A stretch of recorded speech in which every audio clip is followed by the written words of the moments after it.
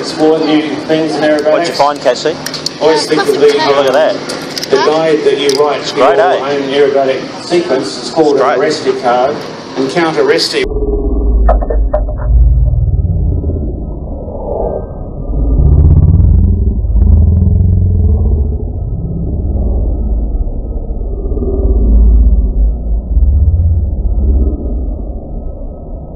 Was a pioneer of aerobatics back in, I think, the 1920s or 30s. So.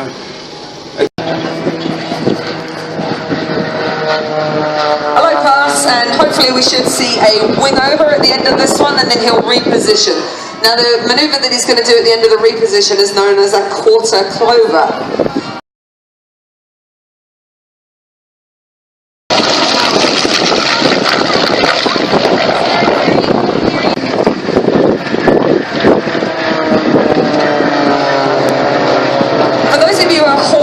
To look at the lead aircraft there, it had a couple of extra numbers on his wing. The reason for that is the RN very much so, and look at him now, showing us the underside of his NH90. As grew up in Dunedin, he joined the Air Force in 2004. He flew the Iroquois for a number of years before being one of the first lucky pilots to do his training on the NH90 in France. And part of the reason we're doing OT&E is obviously that we need to develop training packages for our own crews back here. Now this aircraft looks particularly stable, man. It's one of the first production helicopters that uses a fly-by-wire technology for its flying controls.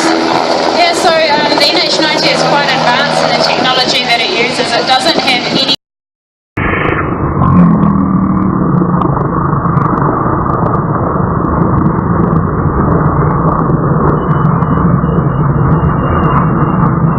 Airshows over the years, in fact over the last half a century and more. This is a bigger airplane because it was built to house the Russian M14 360 horsepower radial engine, so you've got more of a almost Argonaut sized airplane instead of the tiny little pipsqueak of a thing that the Pips S1 is, and that so many people.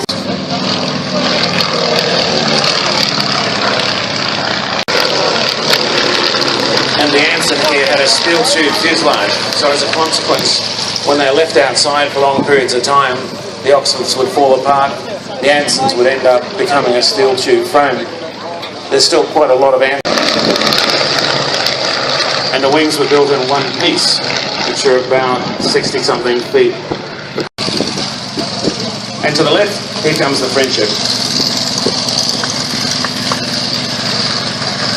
There in the right seat of the Ansons, Bill Reid, very proud man today, and so he should be. F-27s first arrived in the early 60s.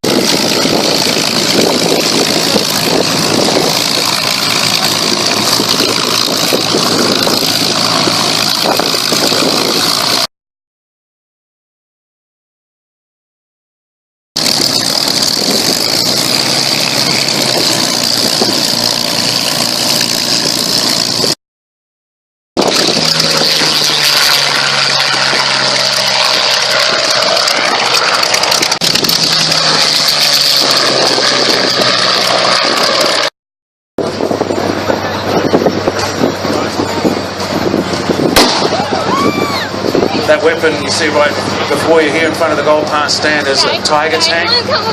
Just the most amazing German tank towards the end of the war. Feared by the Allied troops on the ground, feared by those operating Sherman tanks. It was quite a devastating weapon.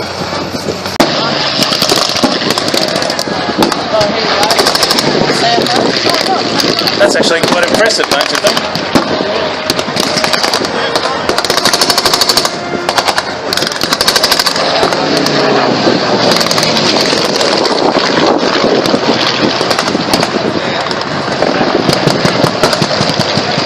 Better keep watching that natter. It's either going to launch or do something else. Who knows? But let's just keep an eye on that thing.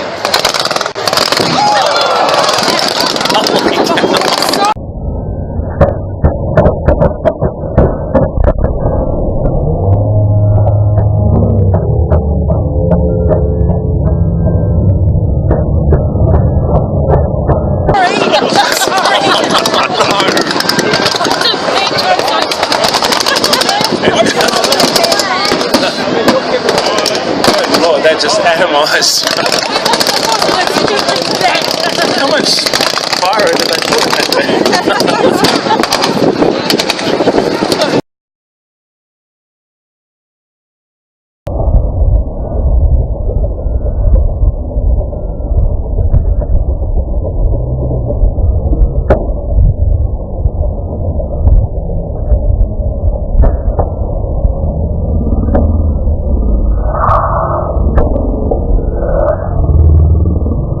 League at home defence is being attacked from both sides, which of course is exactly how we built the before.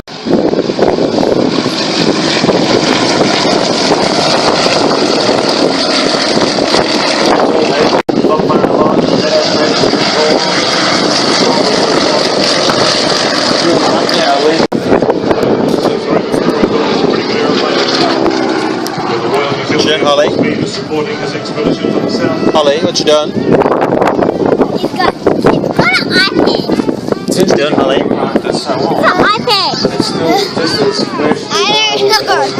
What you doing? What are you doing? Come as a surprise that a beamer like this is What you doing, Cash?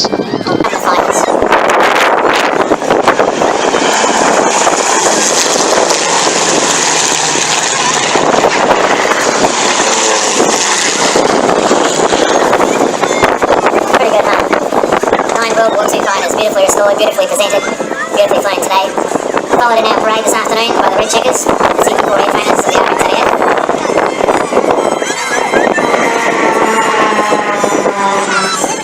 It's always great to have the New Zealand Air Force involved, and I was just saying this morning, Graham, fantastic to see that lovely affiliation between the DC-3 and the Air Force dropping out the canopies this morning. It's there's a lot of cooperation goes on in these shows. absolutely right.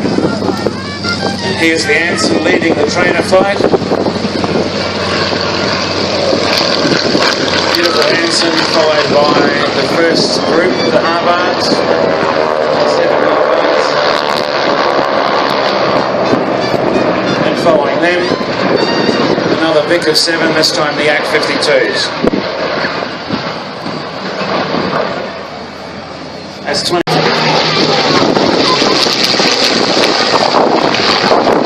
Holly, what do you think of the Airshow? Holly?